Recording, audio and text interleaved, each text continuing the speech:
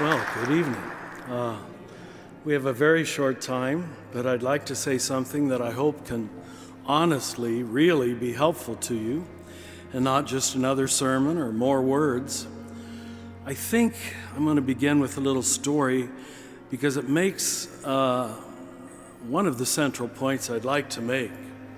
My first 15 years as a priest, I was in Cincinnati, and I made my yearly retreat down at Gethsemane, where I had early on discovered Thomas Merton.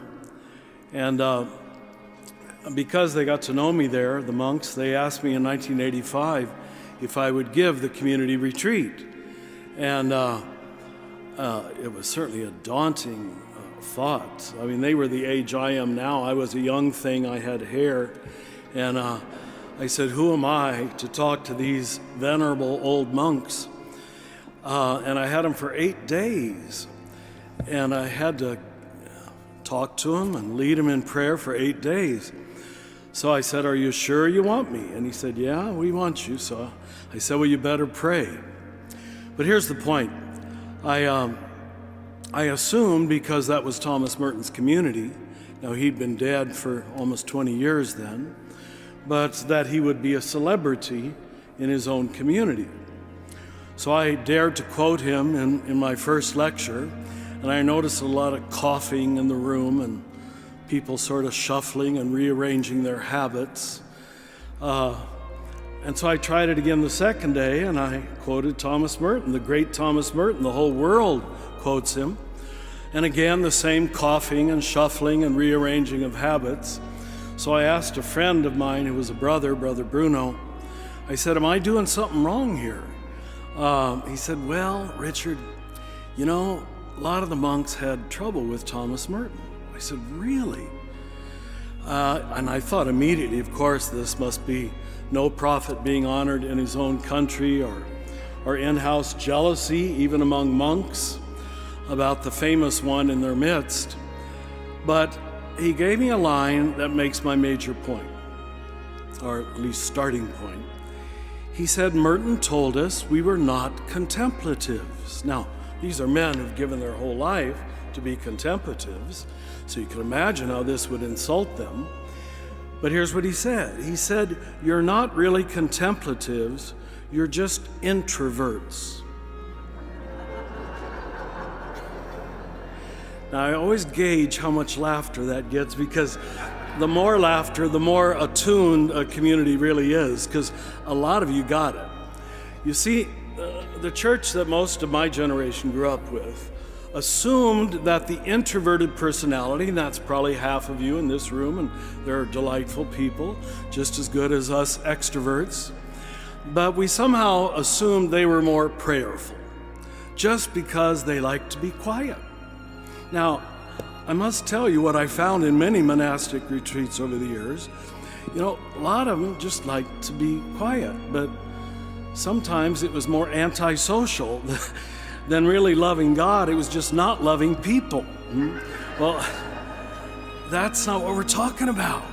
That's anti-contemplation, you see.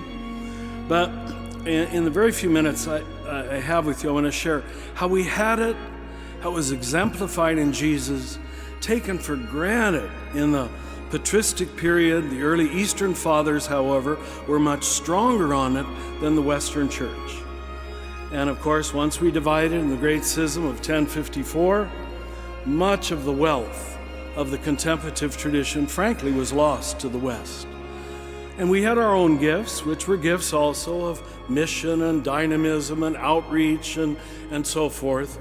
But you could say, if you want to think of the two hemispheres, or at least East and West, as the two hemispheres of the brain, certainly we were the more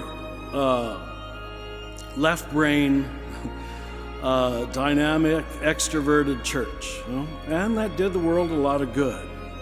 The Eastern Church was much more the contemplative, and when we split, we pretty much lost that, at least in any depth teaching. Then, a few centuries later, when we came to the Reformation and all of Europe divided over various denominational, doctrinal issues, again, we moved into what I'm going to call, and the word is important, dualistic thinking. Dualistic thinking is when you see everything in terms of binaries, either or. And you have to choose one side and damn the other side. Now, I probably am talking about this in the right city, all right? Because our present Congress is known for this. It's the nadir of Western thinking, where you just cannot deal with paradox, deal with mystery, deal with subtlety, deal with any kind of integration. It's always taking sides, and it's a win-lose scenario. Well, if we can build on that, what the contemplative learns to do is wait for win-win. Now that takes training, and that takes practice, where you don't choose sides. You say, by the grace of God, and it surely is by the grace of God, it is what it is. And how can I be present to it in a loving way? Without labeling it, categorizing it, damning it, excluding it, omitting it. And brothers and sisters, the humiliation that most of us have to face is that this is the way most of us think. It's the normal, functioning mind of the Western person. It's almost all we have left. And we confused education, and who am I to speak of this in a university town and capital city? But we confused education with transformation. And you can be a highly educated person, 3 PhDs if you want, and still be a total dualistic thinker. And you will not be able to harmonize people. You will not be a peacemaker in reality, because you will not be at peace inside your own mind and your own heart. And so early stage contemplation is on the very practical level teaching you what to do with this racing, obsessive mind. Now, I don't want to offend anybody, but you all have one, all right? The mind needs a job. It wants to feel useful and important. And in fact, I could even say, I'm probably going to sound like an anti-intellectual Franciscan, but I mean, the more you're educated, the more of a problem you have. The more unlearning you have to do. I think very simple people, agrarian people, often have much easier access to contemplation than we do. For us, at this point in history and in the West, it's largely a matter of unlearning. Now, another word for that, by the way, is conversion. Right? And your preachers have told you the very Greek word metanoia means literally to change your mind. Change your way of processing the moment. Change your way of receiving reality. And it takes years of practice to learn how to do that, especially if by nature you are an argumentative person, a person who likes to feel that they're right or superior to others or smarter or holier than others. You got a problem, because you're always going to frame reality in your own favor. That's why we have things like racism, sexism, homophobia, classism lasting 2,000 years after the incarnation of God in Christ. That his own people have not, in many ways, learned to think at any higher level than anybody else. And you know that's true. It's a humiliation for us to admit it, but what I want to say in these few minutes is, I don't think it's that people are malicious or ill-willed or bad.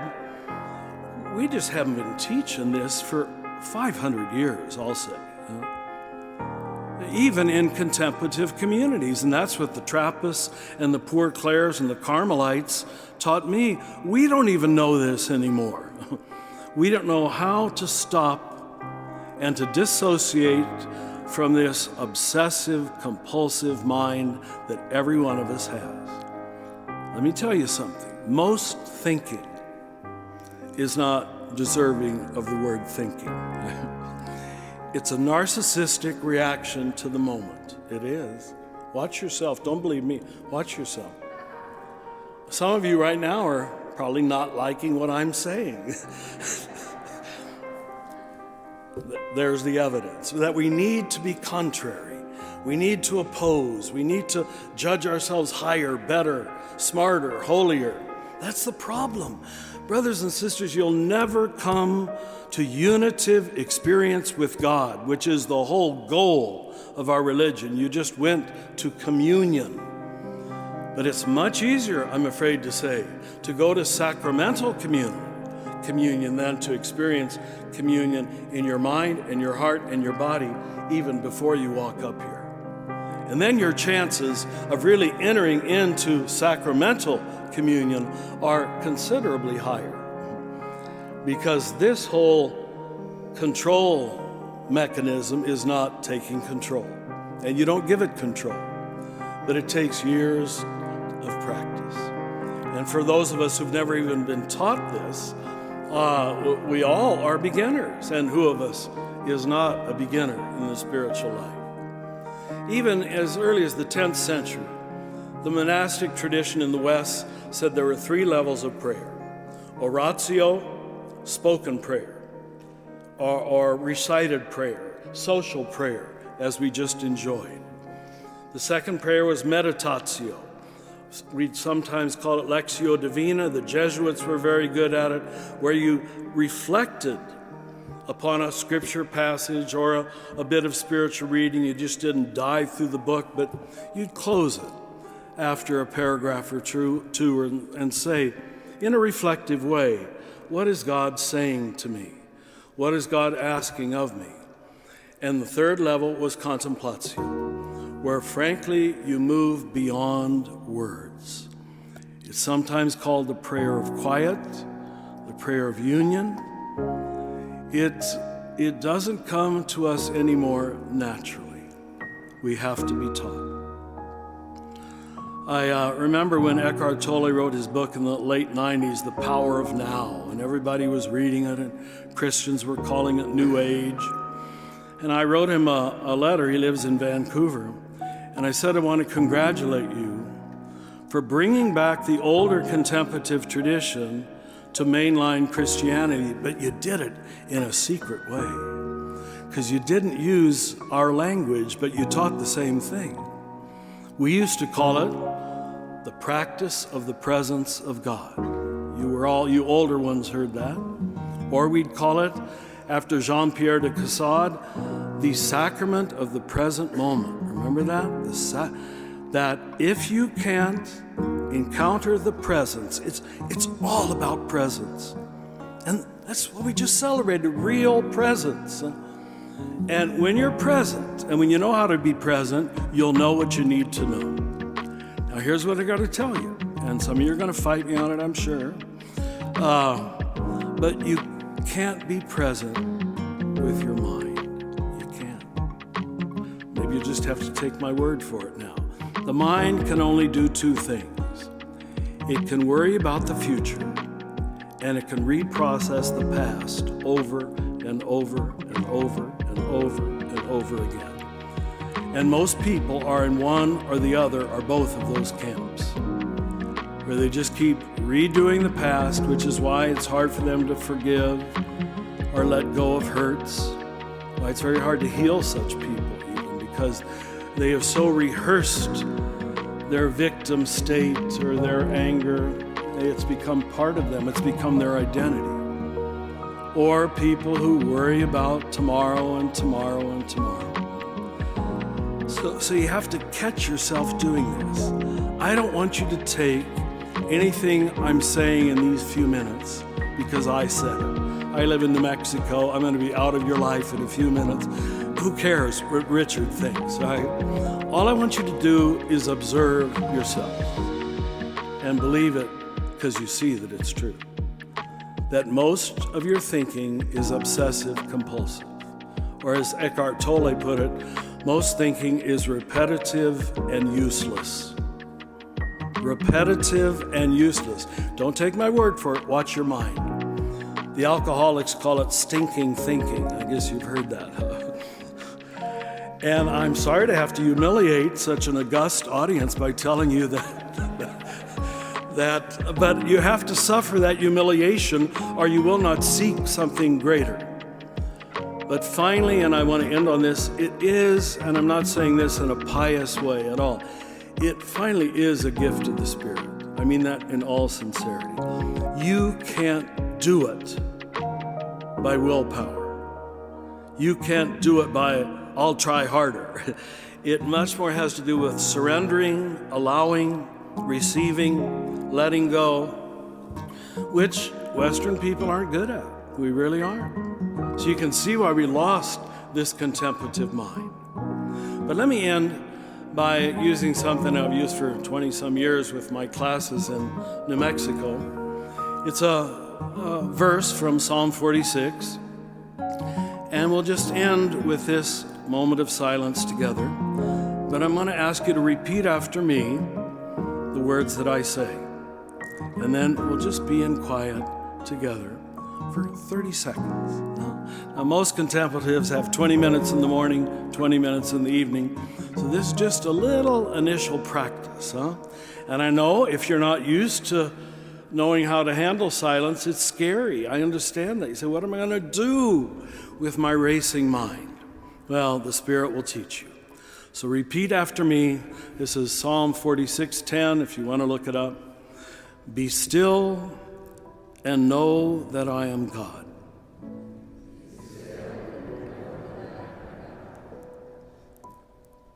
Be still and know that I am.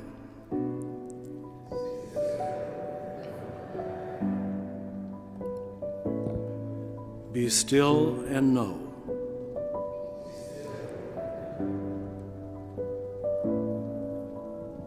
Be still.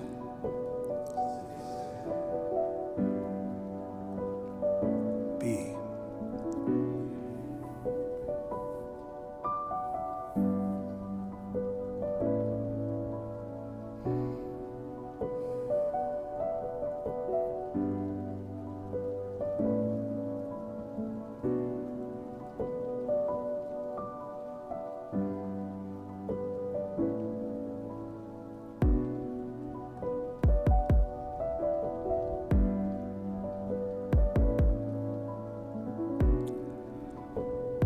Slowly come out of the silence, but hopefully without losing it. And from this more spacious place, it's almost natural to pray,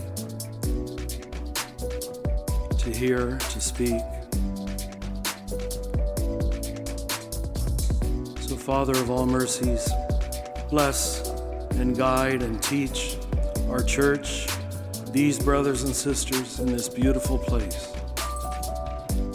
how to surrender to what it is that you want to teach us and you want to give us.